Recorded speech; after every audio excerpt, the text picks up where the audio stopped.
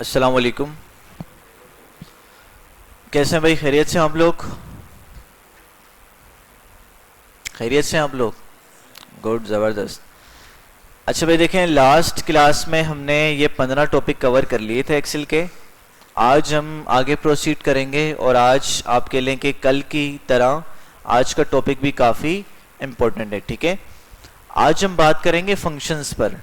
ठीक है, एक्सेल में कुछ फंक्शंस होते हैं, या आसान अल्फाज में कहें कुछ फार्मूले होते हैं जो कि आपके काम को क्या करते हैं, आसान कर देते हैं। ठीक है, यानी कि वो काम जो आप 2 से 3 स्टेप्स में परफॉर्म कर रहे होते हो, वही काम आपका क्या होता है, विद इन 1 स्टेप आप चंद फार्मूलों का, चंद कीवर्ड्स का इस्तेमाल करके आप क्या कर सकते हो, जो कि आपके काम को क्या बनाता है, काफ़ी फास्ट करता है और आपके लिए काफ़ी आसानी क्रिएट करता है। ठीक है, तो फंक्शंस पर जाने से पहले, फंक्शन बुनियादी तौर पे क्या है, फार्मूले हैं। पहले तो ये बात ध्यान में रखें, फंक्शंस क्या चीज़ें भाई, एक्सेल के मुख्तलिफ फार्मूले हैं।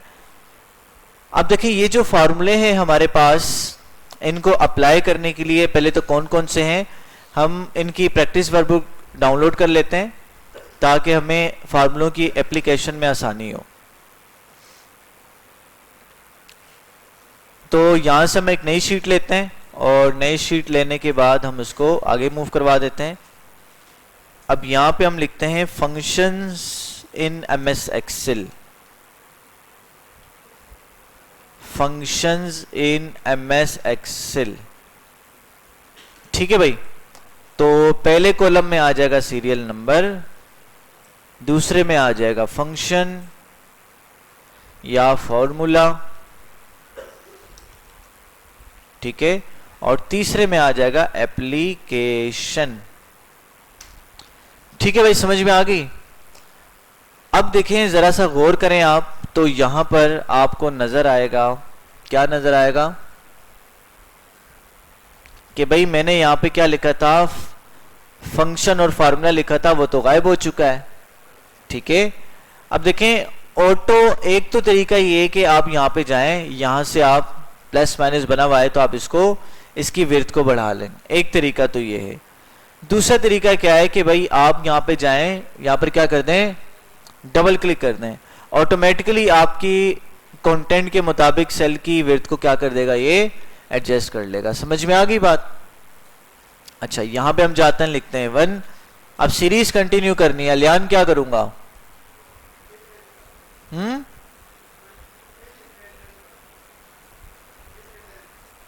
अच्छा, फिल एडन, ठीक है। कैसे भाई, कॉर्नर पे जाएंगे, राइट कॉर्नर पे प्लस का साइन बना हुआ आएगा, फिर क्या करेंगे, ड्रैग एंड ड्रॉप करेंगे। ये तो 1 1 आ रहा है, कंट्रोल दबा के, वेरी गुड भाई, प्लस का निशान बना हुआ आ गया, आपने क्या करना है, दोबारा कंट्रोल दबाना है, तो एक छोटा सा प्लस का निशान और बना हुआ आ जाएगा, फिर आपने इसको ड्रैग एंड ड्रॉप करना है। ठीक है, समझ में आ गई? अब बात करते हैं फंक्शंस की। देखें, एक फंक्शन तो हम पढ़ चुके हैं, कौन सा फंक्शन पढ़ा है हमने, सम फंक्शन हम पढ़ चुके हैं। ये किस लिए इस्तेमाल होता है, इट इज यूज्ड टू, क्या करने के लिए, एड द नंबर्स, आगे इन द सेल नहीं, इन द गिवन रेंज। ठीक है, किसी भी रेंज में अगर आपने नंबर्स को क्या करना है, ऐड करना है, तो आप कौन से फंक्शन को इस्तेमाल करेंगे, सम फंक्शन का आप इस्तेमाल करेंगे। ठीक है, अच्छा, फिर आगे हम अगला जो फंक्शन पढ़ेंगे वो क्या पढ़ेंगे, हम एवरेज। ठीक है, क्या पढ़ेंगे, या हम पढ़ते हैं प्रोडक्ट। प्रोडक्ट क्या करता है भाई, it is used to multiply the number in the given range, multiply number in the given range। उसके बाद हम पढ़ेंगे एवरेज। भाई देखें, अगर ऐसे आपने एवरेज निकालना है तो आप क्या करोगे, आप सारी वैल्यूज का सम लोगे, उसको नंबर ऑफ वैल्यूज से क्या कर दोगे, डिवाइड कर दोगे। लेकिन एवरेज फंक्शन क्या करेगा, आपको एक ही स्टेप के अंदर आपको एवरेज निकाल के दे देगा। ठीक है, तो हम यहां पे क्या लिखेंगे, it is used to it is used to calculate the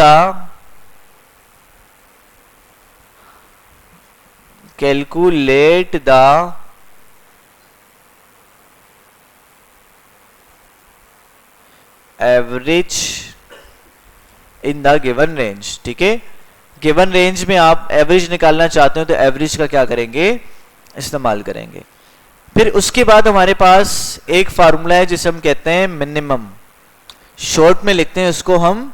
ये क्या करता है, इट इज यूज टू, क्या करेगा भाई, नाम से जाहिर है, क्या करेगा, हाँ, it is use to calculate the least value in the given range. Given range में जो सबसे छोटी वैल्यू होगी वो कौन लाकर देगा आपको, मिनिमम लाकर देगा। ठीक है, अब मैक्सिमम की बात करें, ये क्या करेगा, इसका अपोजिट काम करेगा। क्या करेगा भाई, it is use to find the calculate the maximum value in the given range. फिर उसके बाद बात करें किसकी, हम बात करते हैं लार्ज की। लार्ज क्या करेगा, गेस करें जरा, हाँ देखिए भाई, लार्ज का काम ये रैंक को कैलकुलेट करना। ठीक है, it is use to calculate the rank in the given range. ठीक है, गिवन रेंज में आप रैंक मालूम करने के लिए क्या कर सकते हैं, लार्ज का इस्तेमाल कर सकते हैं कि भाई पहले नंबर पे कौन सा बच्चा आया है, दूसरे नंबर पे कौन सा बच्चा आया है, तीसरे नंबर पे कौन सा बच्चा आया है, आप इजीली इसको निकाल सकते हैं।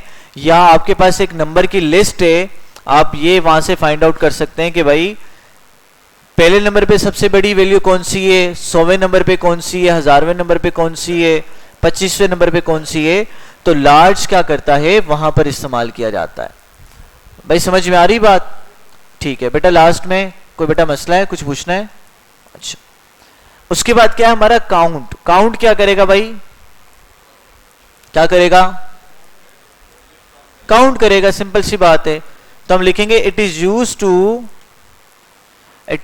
To count the, it is used to count the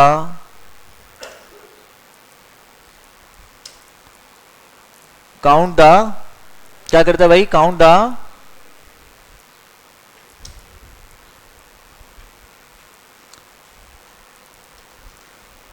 the cells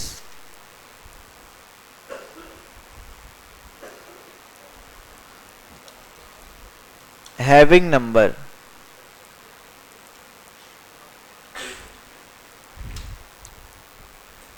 in the given range। भाई समझ में आ रही है, it is use to count the cells having number in the given range. मतलब कि ये उन सेल्स को काउंट करेगा जिनके अंदर क्या मौजूद है, क्या मौजूद है भाई, नंबर मौजूद है। नंबर के अलावा अल्फाबेट्स लिखे होंगे तो उनको काउंट नहीं करेगा। ठीक है, उसके बाद है काउंट ए। काउंट ए क्या करेगा, हाँ सबको काउंट करेगा, काउंट ऑल इसकी फुल फॉर्म है। It is use to count the sales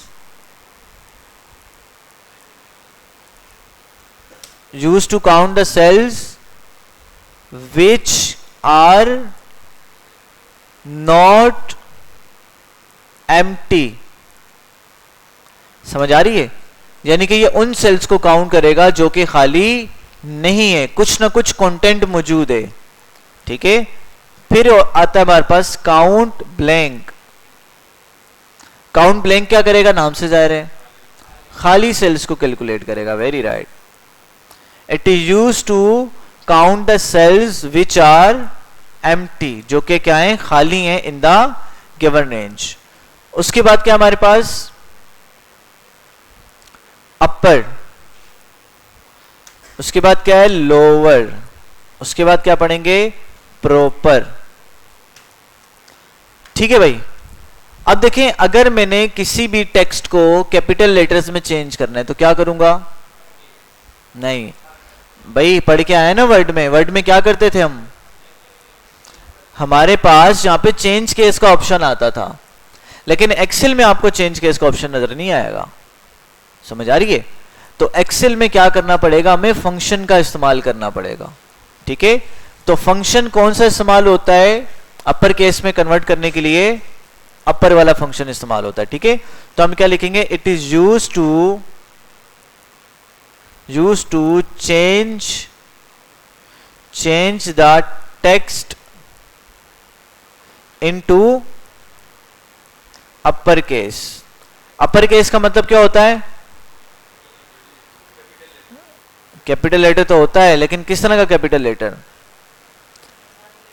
her word का हर लेटर क्या होता है, कैपिटल होता है। जैसे ब्लैक के व्हाइट है, ब्लैक व्हाइट में सारे लेटर कैपिटल होंगे, बड़ी एबीसी में होंगे, तो ये क्या कहलाता है, अपर केस कहलाता है। लोअर केस क्या होता है भाई, हाँ, it is use to change the text into lower case, lower case of the selected cell. Selected cell, जिस सेल को आपने सिलेक्ट किया होगा उसको क्या करेगा, लोअर या अपर केस में चेंज कर देगा। जाओ भाई पानी पी के आ जाओ। कौन है, किसको खांसी हो रही है, और पानी वानी पी के आ जाओ, हो जाए, जबरदस्त। अच्छा ठीक है, समझ आ गई। प्रॉपर क्या करेगा भाई, प्रॉपर, हाँ वेरी राइट, मतलब के it is use to change the text into the कौन सा केस भाई, सेंटेंस केस। कौन सा केस, सेंटेंस केस। याद आ रहे ना, हर वर्ड का एक लेटर क्या होता है, शुरू का कैपिटल होता है। अच्छा, और कौन सा रह गया फंक्शन, प्रॉपर भी हो गया, लोअर भी हो गया, काउंट भी हो गया, नहीं वो नहीं है। सब्ट्रैक्ट और डिवाइड रेंज पे अप्लाई नहीं होता है भाई। 10 सेल्स हैं, 10 सेल्स को आपस में कैसे सब्ट्रैक्ट करोगे, रेंज लेके कैसे सब्ट्रैक्ट करोगे, समझ आ रही है, तो पॉसिबल नहीं है। अच्छा जी, प्रॉपर हो गया, लोअर हो गया, अपर हो गया, अच्छा मिनिमम हो गया, मैक्सिमम हो गया, लार्ज भी हो गया। अब हम बात करते हैं कॉनकेटिनेट।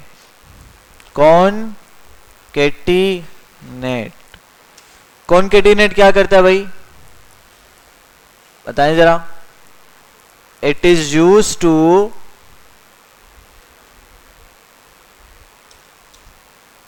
combine the different cells content into one cell। ठीक है भाई, ये क्या करेगा, मुख्तलिफ सेल्स की जो कंटेंट होंगे उनको एक सेल में आपको क्या करके देगा, कंबाइन करके देगा। इसको हम क्या कहते हैं, कौन सा फंक्शन है ये हमारा, कॉनकेटिनेट। कनेक्शन होता है ना, कनेक्ट करना है दो चीजों को, तो कनेक्टेड से निकला है कॉनकेटिनेट।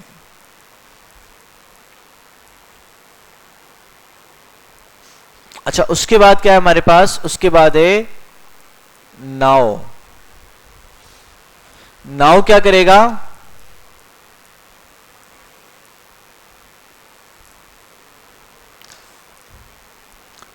It is use to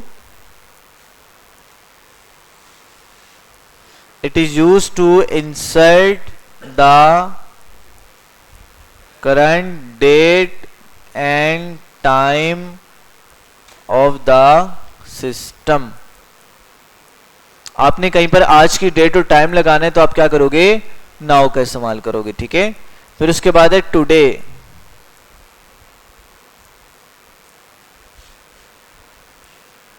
today क्या करेगा, करंट डेट को मालूम करने के लिए आप इसको इस्तेमाल करोगे। It is use to insert the current date of the system.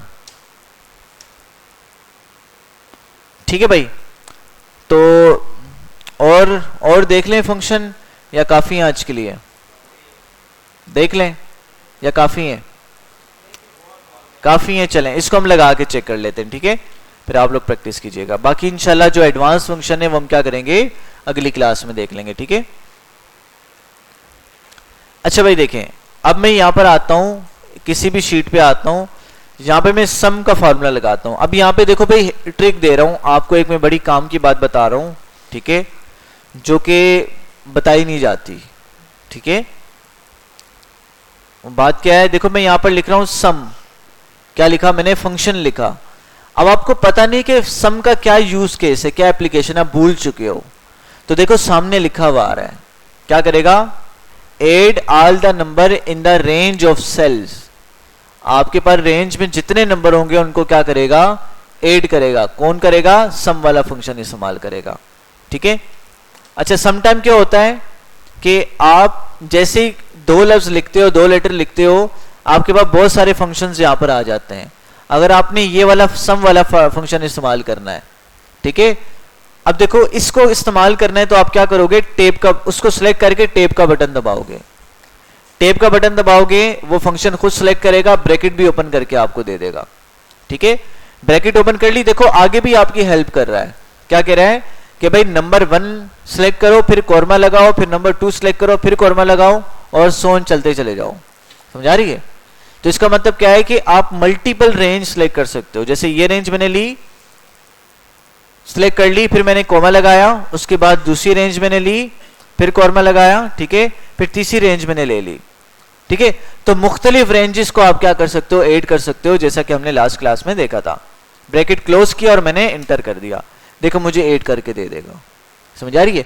अब बोलोगे सर ये खाली जगह आपने ली थी, इसका क्या फायदा, ये तो रेंज में आई नहीं, फार्मूले ने सिलेक्ट कर दिया। अब यहां पे मैं कुछ भी लिखूंगा तो ऑटोमेटिकली मेरा फार्मूला चेंज होगा, देख रहे हो, ऑटोमेटिकली फार्मूला क्या हो रहा है, चेंज होता चला जा रहा है, ठीक है। तो एक शीट खाली पड़ी हुई आपके पास, आप उसके नीचे टोटल कर दो, सारे फार्मूले लगा दो, तो ऑटोमेटिकली जब बंदा काम करेगा ऑटोमेटिकली सारे रिजल्ट निकलते चले जाएंगे। तो खाली शीट पे भी रेंज पे आप फार्मूले लगा सकते हो, कोई इशू की बात नहीं है। ये नहीं कि पूरी शीट बनेगी तो फिर ही फार्मूले लगाने हैं, आप शुरू से टेम्पलेट रेडी कर सकते हो, ठीक है, कि जब ऐसा ऐसा काम होता चला जाएगा वैसे वैसे शीट ऑटोमेटिकली आपकी क्या हो जाएगी, अपडेट होती चली जाएगी। समझ में आ गई बात? अच्छा एवरेज कैसे निकालते हैं, चलिए इसका एवरेज निकालते हैं।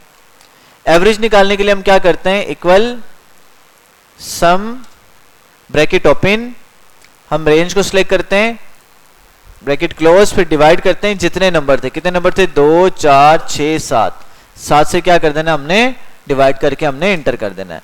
तो देखो 849 क्या निकल के आ गया, इसका एवरेज निकल के आ गया। समझ में आ गई बात? अब ये क्या है कि अगर मेरे पास 1000 नंबर होंगे तो क्या 1000 नंबर को मैं पहले प्लस करूंगा फिर काउंट करूंगा, हो सकता है काउंटिंग में गलती हो जाए मेरे से। समझ आ रही कि नहीं आ रही? तो इसलिए हम डायरेक्ट यहां पे क्या इस्तेमाल करेंगे, एवरेज का फंक्शन लगा देंगे। तो एवरेज का फंक्शन क्या करेगा, हमारे दो स्टेप्स को मिनिमाइज कर देगा। लिखा हमने एवरेज, देखें एवरेज बना हुआ आ गया, ए भी लिखा था तो एवरेज लिखा हुआ आ गया, टेप दबाया, ऑटोमेटिकली ब्रैकेट निकल के आपके पास आ गया। तो अगेन इसमें देखो वही कंडीशन बनी जो सम वाली थी, नंबर 1 फिर कॉर्मा, फिर नंबर 2 फिर कॉर्मा, फिर सोन वैल्यू चलती चली जा रही। मतलब कि आपने एक रेंज को लिया, आपने कॉर्मा लगाया, फिर दूसरी रेंज को सिलेक्ट किया, फिर कॉमा लगाया, फिर तीसरी रेंज को सिलेक्ट किया। तो इस तरह से आप क्या कर रहे हो, आप मल्टीपल रेंजेस का एवरेज निकाल सकते हो। समझ आ रही है? तो यहां से हम इसी को रहने देते हैं। ब्रैकेट, जब सारी रेंज आपने ले ली, ब्रैकेट क्लोज करके आपने एंटर कर देना है, ठीक है। तो भाई एक्सेल का फंक्शन जब इस्तेमाल करते हो तो एक्सेल हर स्टेप में आपकी क्या कर रहा होता है, हेल्प कर रहा होता है, सही है, ताकि गलती के कम से कम चांसेस हों। ठीक है भाई, तो हमने एवरेज भी लगा दिया, प्रोडक्ट लगाते हैं। अब देखें अगर मैंने मल्टीप्लाई करवाना है इन दो नंबर्स को, इन 4 नंबर्स को मल्टीप्लाई करवाना है, तो मैं क्या करूंगा, इसको सिलेक्ट किया, फिर मल्टीप्लाई का साइन, फिर मल्टीप्लाई का साइन, फिर मल्टीप्लाई का साइन, और फिर मल्टीप्लाई का साइन, और इंटर करूंगा तो ये आंसर मेरे पास आएगा। लेकिन प्रोडक्ट कहता है कि भाई इतनी झंझट पालने की जरूरत नहीं है, आप लिखो इक्वल प्रोडक्ट, आपने 3-4 लफ्ज लिखे, प्रोडक्ट लिखा हुआ आ गया, टेप दबाओ, फार्मूला बना हुआ आ जाएगा। फिर आपने जिन नंबर्स को मल्टीप्लाई करवाने उनको सिलेक्ट कर लो, सिलेक्ट कर लिया, ब्रैकेट क्लोज करो और इंटर कर दो, देखो वही आंसर आपका आ गया। समझ में आ गई बात? तो मल्टीपल नंबर्स को आपस में जल्दी से मल्टीप्लाई करवाने के लिए आप क्या करते हो, प्रोडक्ट का इस्तेमाल करते हो। ठीक है, अच्छा आगे चलते हैं। अच्छा उसके बाद फार्मूला हमारे पास मिनिमम। मिनिमम क्या करेगा, हाँ भाई एक मैनेजर आपके पास आया, उसने कहा कि भाई ये जो रेंज आ रही है आप मुझे बताओ इस महीने में सबसे कम सेल्स कौन से सेल्समैन ने की है। आपने कहा सर कोई टेंशन की बात ही नहीं यार, हमने तो पढ़ा हुआ है। आप जल्दी से गए, आपने लिखा equal MIN minimum, bracket open किया और आपने क्या कर दिया, रेंज को सिलेक्ट कर लिया और आपने ब्रैकेट को क्लोज करके आपने एंटर कर दिया। तो ये जो आंसर आया, आपने कहा कि भाई सर सबसे कम जो सेल्स हुई है इस महीने में कितनी हुई है, वो 72,000 की हुई है। समझ में आ रही है। फिर उसने कहा चलो एक काम करो मैक्सिमम बताओ मुझे, सबसे ज्यादा सेल कितनी हुई। आपने लिखा equal MAX max, bracket open किया और आपने रेंज को सिलेक्ट किया और आपने ब्रैकेट को क्लोज कर दिया और आपने एंटर दबा दिया। जी इसी तरह से आ जाएगी। ठीक है, उसमें फिर काउंट इफ का फार्मूला, वो दूसरा फार्मूला लगेगा। ठीक है, वो एडवांस फंक्शन में आएगा। लेकिन ये क्या है कि ये जो मिनिमम और मैक्सिमम है ये किस लिए इस्तेमाल होता है, एक रेंज में से आपने मैक्सिमम वैल्यू या मिनिमम वैल्यू आपने निकालनी है। ठीक है, अब भाई मैनेजर साहब बड़े खुश हुए है ना कि यार जबरदस्त, मतलब मैं तो तुम्हें बिजी रखना चाह रहा था, तुम तो यार बड़े खतरनाक बंदे निकले हैं ना, फौरन से काम कर रहे हो तुम। वो फिर सोचने लगा क्या करूं क्या करूं क्या करूं क्या करूं। फिर याद आया कि यार यहाँ पे तो महमूद भी बैठा हुआ है ना, इससे सवाल किया जाए। तो फिर उसने कहा यार एक काम करो, इस रेंज में मुझे बताओ मतलब कि 12वें नंबर पे सेल किसने ज्यादा की है। ठीक है, तो इसका क्या हल है, तो इसका हल क्या है, हल सिर्फ लार्ज वाला फंक्शन। ठीक है, समझ आ रही है। तो यहां से लार्ज वाला फंक्शन हम इस्तेमाल करेंगे जो कि हमें स्पेसिफिक रैंक बताएगा। हम लिखेंगे equal LARG large, bracket open, और हमने देखो अब ये हमें हेल्प कर रहा है, कह रहा है कि भाई एरी लार्ज आपने लिखा, ब्रैकेट ओपन किया, उसके बाद क्या आ रहा है एरी आर। एरी का मतलब रेंज को सिलेक्ट कर लो। आप रेंज सिलेक्ट कर लिया आपने, फिर आपने कोमा लगाया और यहां से के की वैल्यू आपने लगानी है। के का मतलब क्या है, कौन सा रैंक मालूम करने चाह रहे हो, कौन सी पोजीशन वाला नंबर मालूम करना है। मैं कहता हूं भाई मुझे बता दो 12वें नंबर पे सबसे ज्यादा सेल किसने की है, या 12वें नंबर पे हाईएस्ट वैल्यू कौन सी है। 12 लिखा, ब्रैकेट क्लोज किया और मैंने एंटर कर दिया, तो उसने बता दिया 12वें नंबर पे ये वैल्यू आ रही है। ठीक है, मैं कहता हूं भाई मुझे 12वें नंबर पे नहीं, मुझे चाहिए पहले नंबर पे कौन सी वैल्यू आ रही है। मैं यहां पर क्या लिखा 1 और मैंने को इक्वल कर दिया, तो पहले नंबर पे कौन सा वैल्यू आ रही है, 95 आ रही है। समझ में आ गई बात। तो इस तरह से किसी भी रेंज में से आप स्पेसिफिक रैंक भी क्या कर सकते हो, निकाल सकते हो। अच्छा आगे चलते हैं भाई। उसके बाद क्या है, काउंट। काउंट क्या करेगा, जिस सेल में नंबर मौजूद हैं उनको काउंट करके देगा। यहां पे मैं लिखता हूं इक्वल काउंट, देखो बता रहे count the number of cells in a range that contain number, यानी कि रेंज, जिस रेंज में नंबर मौजूद होंगे उसको क्या करेगा, ये काउंट करके देगा। यहां पे गए, हमने ब्रैकेट क्लोज करके एंटर कर दिया। फिर नीचे वाले सेल में मैं काउंट ए का फार्मूला लगाता हूं, काउंट ए लगाया, ब्रैकेट ओपन किया और यहां से मैंने रेंज को सिलेक्ट करके मैंने ब्रैकेट क्लोज कर दिया। अब ये क्या, दोनों में क्या आ रहा है, 15-15 आंसर आ रहा है, तो फायदा तो कोई ना हुआ ना, फिर काउंट ए का ही इस्तेमाल कर ले। लेकिन काउंट ए और काउंट में क्या फर्क है, बताएगा कोई?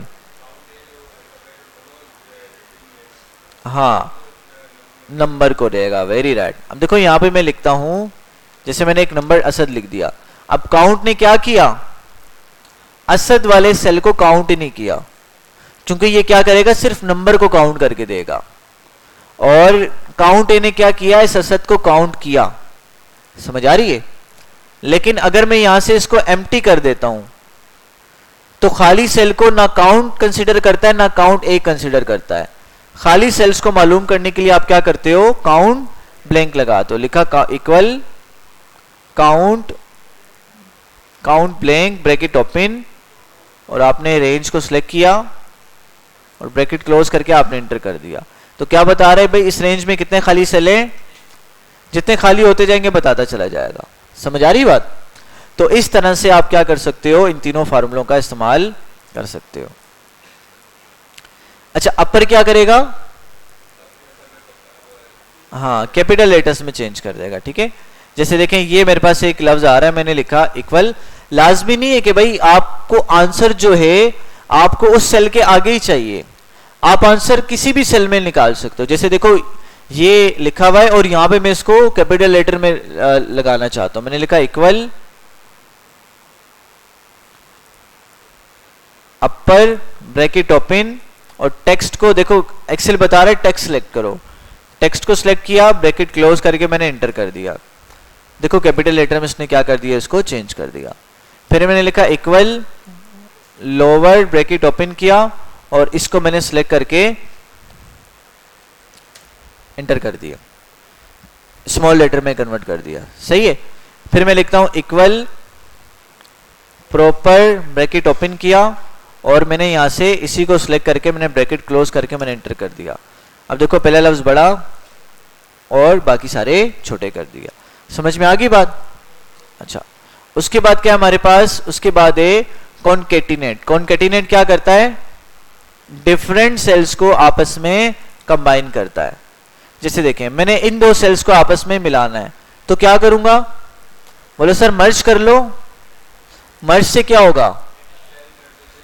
हाँ, सेल मर्ज होंगे और क्या होगा कि भाई एक सेल का कंटेंट रहेगा पहले वाले सेल का, दूसरे का गायब हो जाएगा। ठीक है, जैसे मैं मर्ज करके बताता हूं, मर्ज करूंगा, देखो सिर्फ सम आ गया, बाकी गायब हो गया है। लेकिन आप चाहते हो कि भाई इन दोनों सेल्स का जो कंटेंट है अलग अलग कॉलम में आ रहे हैं, एक ही सेल में आ जाए, तो आपने क्या करना है? कॉन्केटिनेट इस्तेमाल करना। आपने लिखा इक्वल कॉन्केटिनेट, देखो लिखा हुआ आ गया, आपने टैब दबाया। क्या कह रहे हैं कि भाई टेक्स्ट 1 सिलेक्ट करो, फिर क्या लगाओ? कॉमा लगा दो। ठीक है, उसके बाद दूसरा सेल सिलेक्ट करो, फिर जितने सेल्स को कंबाइन करना है कॉमा लगा के आप उनको सिलेक्ट करते जाओ। आखिरी सेल के आगे आपने ब्रैकेट क्लोज करके एंटर करना है। समझ में आ गई? देखिए दोनों सेल्स को उसने क्या कर दिया? कंबाइन कर दिया। आप चाहते हो यही काम नीचे भी अप्लाई हो जाए, तो क्या करना है? राइट पर आकर आपने इसको ड्रैग एंड ड्रॉप कर देना है। अच्छा, एक बात का ख्याल रखेंगे, ऐसा नहीं करना। देखो ये जो सेल है ये डी में मौजूद है, एच में मौजूद नहीं है। अगर आप यहां पे जाके ड्रैग एंड ड्रॉप करोगे तो ये आंसर नहीं आएगा आपका, क्योंकि मौजूद कहां पर है? आपके डी वाले सेल में मौजूद है। समझ आ रही है? अच्छा जी, आगे चलते हैं।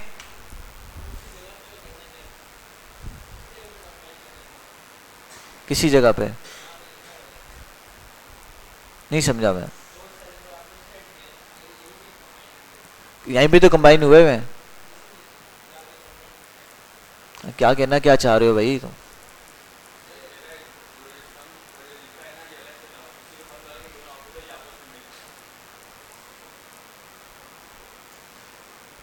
नहीं समझा मैं अभी तक। दोनों को फार्मूला लगा के क्या करें?